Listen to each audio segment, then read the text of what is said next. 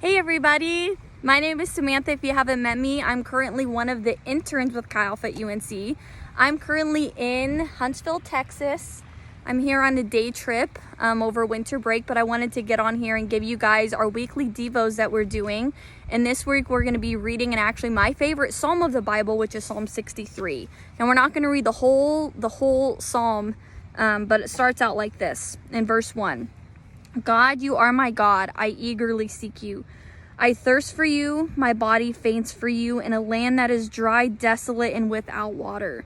So I gaze on you in the sanctuary to see your strength and your glory. My lips will glorify you because your faithful love is better than life. So I will bless you as long as I live. At your name I will lift up my hands. You satisfy me as with rich food. My mouth will praise you with joyful lips. Now, there are a number of reasons why this is my favorite psalm, but the first reason is because of verse 1. When it says, I thirst for you, my body faints for you. Now, in other translations, it can also read, my whole body longs for you, or my flesh faints for you. Or my favorite is when it says, my body aches for you. Now, from this, I wanted to ask you guys a question. Did you know that your physical body can actually be hungry and ache for the presence of God? Now, this is something in my personal walk with Jesus that I've experienced, and one prayer that I seriously will never stop praying for, I'll always pray for this, is God, can you make me hungry for you, like physically hungry for you? And God has answered this prayer every single time. Having moments of waking up and my physical body doesn't feel satisfied until I've had presence with Jesus and God's word.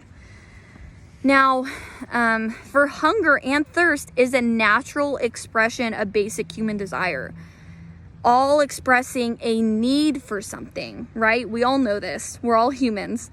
One clear indicator that something is wrong with your body is when we lose our appetite, right? It's when you're either sick or you're dying, you're dead. Now, it's the same spiritually, right? And if you don't find yourself being hungry for Jesus, then you are probably finding that fulfillment in other ways. Much like eating junk food can dull your physical appetite, right? It's really, really similar spiritually. Even believers can have no hunger for Jesus.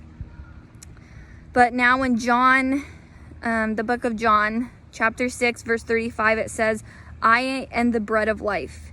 He who comes to me will never go hungry, and he who believes in me will never go thirsty. Right now, that's not saying that we're not going to hunger or thirst for the presence of Jesus, but he's not just going to leave us hungry, right? He is a nurturing father, and he's going to fulfill us and satisfy us. So it's important to know that it's good to be hungry and thirsty for Jesus. And unlike the things of this world, he is the only one that can actually satisfy the hunger and thirst of our souls. So I wanted to end this and encourage you today that even right after this, I want you guys to pray and ask God to make you hungry and thirsty for his presence and for him alone. Now, I miss you guys and I love you, and I hope to see all of you in a couple of weeks. Bye, guys.